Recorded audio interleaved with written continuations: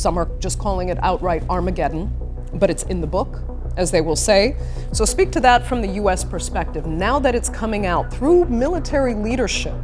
that this is part of the motivation that some are believing in, how does the American public respond to that?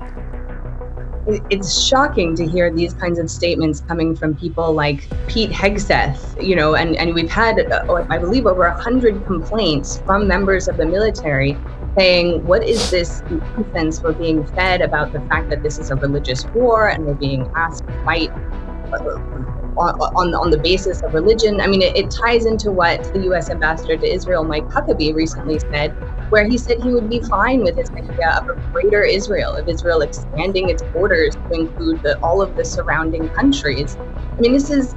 insanity that you have these radical Christian Zionists that are fully on board with this expansionist Israeli agenda. And I simply hope that the countries in the region that have long depended on the United States for their security, whether it's Saudi, the Gulf countries that are now being attacked as a result, countries in Europe or Turkey, are reconsidering their reliance on the United States, which is clearly not acting rationally, is clearly pursuing this messianic agenda, and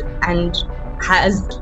such a massively powerful and well-resourced military that it really can just wreak total havoc on this region. And to get back to something that we heard earlier about the need to liberate the people of Iran, just to remind people, when the United States starts talking about the need to liberate people, those, we think about Afghanistan and Iraq, or Libya, that those people often end up dead. And so while I very much feel for the plight of people inside Iran and understand their opposition to their tyrannical government, to bomb this country to smithereens and completely destroy it, and then for the United States and Israel to walk away and leave it in utter chaos, this could not only be devastating for the people of Iran, but for the entire region.